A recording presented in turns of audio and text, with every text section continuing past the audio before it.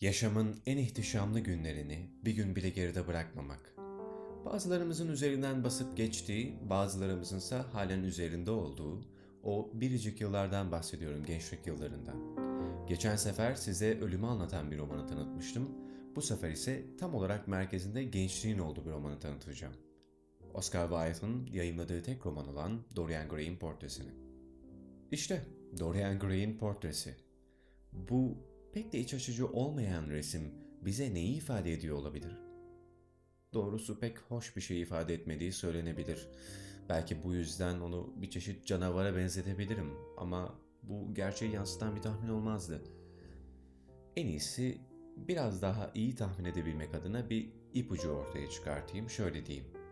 Bu resim bir insanın iç dünyasını, ruhunu yansıtıyor. Biliyorum, halen tam olarak doğru tahminde bulunmak oldukça güç. Bu yüzden isterseniz gelin beraber bu resmi anlamlandırmaya çalışalım ve işe romanımızın son derece etkileyici üç karakterini tanımakla başlayalım. Etkileyici mi? Birkaç dakika sonra Dorian ona sordu. Gerçekten de dostlarınız üzerinde etkiniz çok mu kötü oluyor Lord Henry? Basil'in dediği kadar var mı? İyi etki diye bir şey yoktur ki Mr. Gray. Etki denen şey tümüyle ahlaka aykırıdır. Yani bilimsel yönden ahlak dışıdır. Neden? İnsanın birini etkilemesi demek, ona kendi ruhunu vermesi demektir de ondan. Bu insan kendi doğal düşünceleriyle düşünmez artık. Kendi doğal ihtiraslarıyla yanmaz. Erdemleri sahici değildir. Günahları, günah diye bir şey varsa eğer, ödünçtür. Bu insan başka birinin müziğinin yansıması olup çıkar. Kendisi için yazılmamış bir rolde oynayan bir aktör. Yaşamanın amacı kişinin kendini geliştirmesidir. Doğamızın gereğini kusursuz olarak gerçekleştirmek. İşte her birimizin burada olmamızın nedeni budur. Oysa şimdilerde insanlar öz benliklerinden korkuyorlar. Görevlerin en yücesini, yani kişinin kendi öz benliğine olan görevini unutmuşlar. Hayırseverliklerine diyecek yok. Açları doyuruyor, dilencileri giydiriyorlar.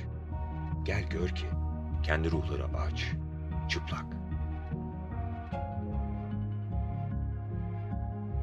Soyumuzda cesaret diye bir şey kalmamış. Belki de hiçbir zaman yoktu. Toplum korkusu ki ahlakın temelidir. Bir de dinin püf noktası olan Tanrı korkusu. Bizi yöneten iki şey işte bunlar.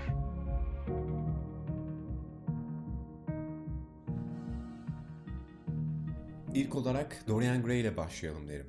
Kendisinin fiziksel güzelliği romanın diğer karakterlerinin çoğu zaman övgü sözcüklerindedir. Bu genç beyefendi yaşama ve yaşamın getirdiği zenginliklere karşı büyük bir heves ve heyecan içindedir.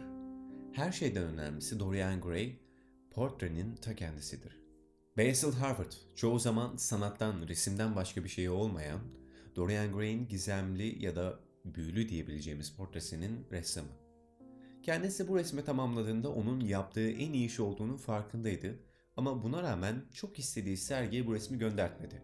Çünkü bu resimde bir tuhaflık seziyordu. Biz okurlar bu tuhaflığın Basil'in tahmin ettiğinden çok daha üst bir konumda olduğunu romanın ilerleyen kısımlarında görürüz. Lord Henry, seçkin ve tecrübeli bir burjuva. Biraz züppe, birazcık ukala ama çoğu zaman oldukça zeki biri. Kendisinin aforizmaları biz okurlar için oldukça önemlidir. Çünkü bir yandan romanın gidişatını merak ederken bir yandan da Lord Henry'nin sahneye çıkacağı anı merak ederiz. My visit to you hasn't been wasted, Basil. I found a rare and beautiful butterfly, Juvenesca antiopa. It's very unusual in England. Don't you think it's beautiful, Mr. Gray? Yes, Lord Henry, very beautiful. You may sit down now, Dorian. I'm glad you met Lord Henry after all. Are you glad, Mr. Gray? I'm glad now. I wonder if I shall always be glad.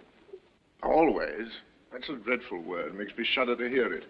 Women are so fond of using it. They spoil every romance by trying to make it last forever. The only difference between a caprice and a lifelong passion is that the caprice lasts a little longer. Kendisinin aforizmaları biz okurların düşünce yapısıyla çoğu zaman bağdaşmasa da onun söyledikleri okuma serüvenimiz içerisine yerleştirilmiş eşsiz tatlardır. Romanda elbette başka karakterler de var ama şu anki anlatımımıza bir katkıları olmayacağı için onlardan bahsetmeyeceğim. Burada hem Lord Henry hem de Dorian Gray'i tanıdığımıza göre Dorian Gray adına ufak bir ekleme yapmam gerekiyor. Dorian Gray, Lord Henry ile tanıştığı ilk andan itibaren onun zekasından ve tecrübesinden etkilenir. Bu yüzdendir ki onu akıl hocası konumuna getirir. Hatta Lord Henry'nin söylediği bir söz Dorian Gray'in hayatında önemli bir değişime sebebiyet verir. Bu değişimi öğrenebilmek adına hikayenin başladığı yere gidelim.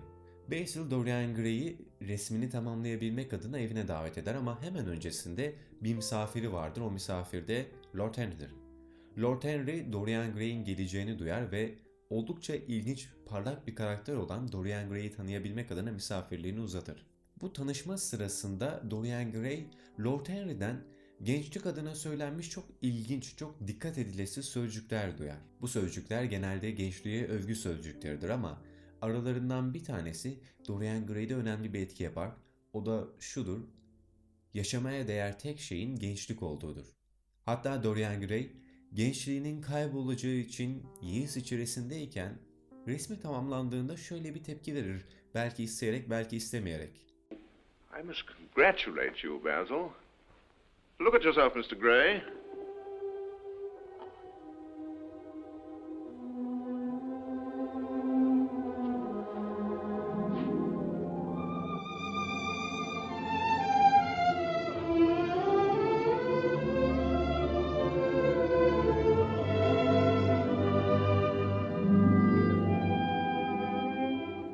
As I grow old, this picture will remain always young. If it were only the other way, if it were I who was always to be young, and the picture that was to grow old. Sizce Dorian Gray'in dileği gerçekleşmiş midir?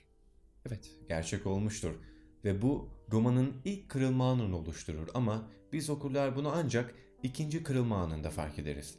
İkinci kırılma anına sebebiyet veren olay ise şöyle gerçekleşir. Hatırlarsınız Dorian Gray hakkında yaşamın zenginliklerine ve onun getirdiklerine karşı büyük bir heves, heyecan içerisinde olan bir birey olarak bahsetmiştim. Kendisi bir akşam gezintisinde bir tiyatro gösterisine gider ve burada Sibyl Vane adına bir aktriste aşık olur. Çünkü kadının performansı inanılmaz bir düzeydedir ve güzeldir. Bunların hepsi Dorian Gray'in ilgisini çeker. Bir şekilde gösteri bittikten sonra hanımefendiyle tanışır ve sevgili olurlar. Ardından zaman içerisinde bu sevgililik devam ederken Dorian Gray'in aklına şöyle bir fikir gelir.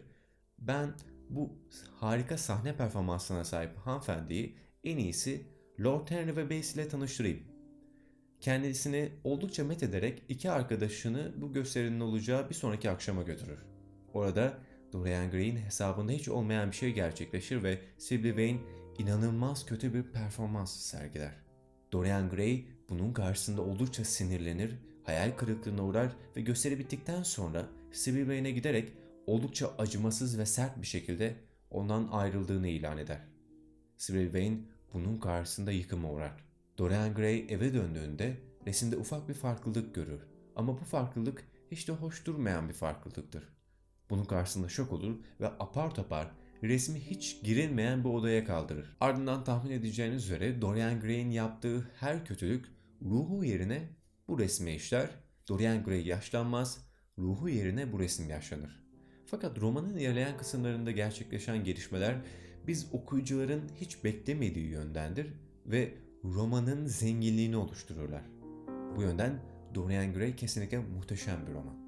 19. yüzyılda Dorian Gray'in portresi yayımlandığında birçok sansüre ve eleştiriye maruz kalmış içeriğinden dolayı. Buna rağmen şimdi yaşadığımız yüzyıla geldiğimizde halen çok parlak ve güçlü bir edebiyat eseri olmayı sürdürüyor. Karavandaki kütüphanede Oscar Wilde'ın yayınladığı tek kitap olan Dorian Gray'in portresi vardı. Hatırlarsanız geçen hafta size Lord Henry ile tanışma sözü vermiştim. Bunu bir ölçüde gerçekleştirdiğimizi düşünüyorum. Artık Lord Henry'yi biraz olsun tanıyabiliyoruz. Ama bence son derece merak uyandırıcı bir karakter. Daha fazlasını siz de merak ediyorsanız mutlaka bu kitabı okumalısınız. Hatta yalnızca Lord Henry için değil, diğer karakterleri için de okunası bir kitap. Birçok yönüyle insanda hayranlık uyandırıyor. Önümüzdeki hafta yeni bir kitapla görüşeceğimizi düşünüyorum. O vakte dek hoşça kalın.